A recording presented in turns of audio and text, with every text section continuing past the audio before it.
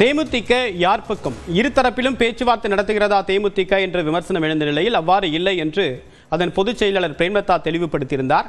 நேற்று எஸ்பி வேலுமணி காங்கிரஸ் கட்சி நேற்று அதிமுகவுடைய முன்னாள் அமைச்சர் எஸ்பி வேலுமணியை சந்தித்து ஈஷா யோகா மையத்தில் அவர் பேசிய காட்சிகளை பார்த்தோம். கருத்துக்களை பகிர்ந்து கொள்வதற்காக பத்திரிகையாளர் திரு கோலாகல சீனிவாசன் இருக்கிறார். சார் வணக்கம். தேமுதிக யார் பக்கம்? ஏற்கனவே மாநாட்டில் சொல்றோம்னு சொன்னாங்க. இப்போ 17ஆம் தேதி டெட்லைனை கடக்க போறாங்க. ஏன் தாமதமாகுது? நேற்று எஸ்பி வேலுமணியுடனான சந்திப்பு வெளிப்படுத்தக்கூடிய செய்தி என்ன?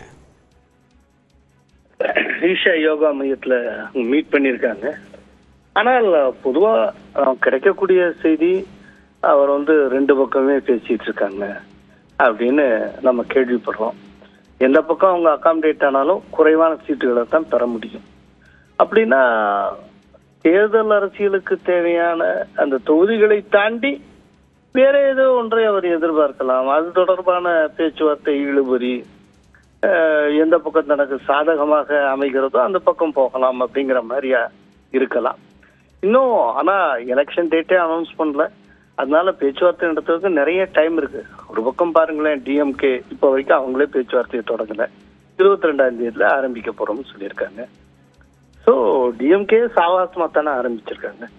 இதுல ரொம்ப முந்தி கொண்டதும் வேகமா செயல்பட்டதும் பிஜேபி ஏடிஎம்கே கூட்டணி அவங்க தான்.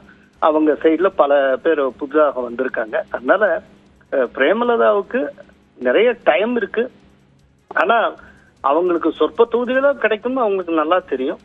அவங்க தொகுதிகளை தாண்டியும் சில விஷயங்களை எதிர்பார்க்கறதுனால டிலே ஆகுது.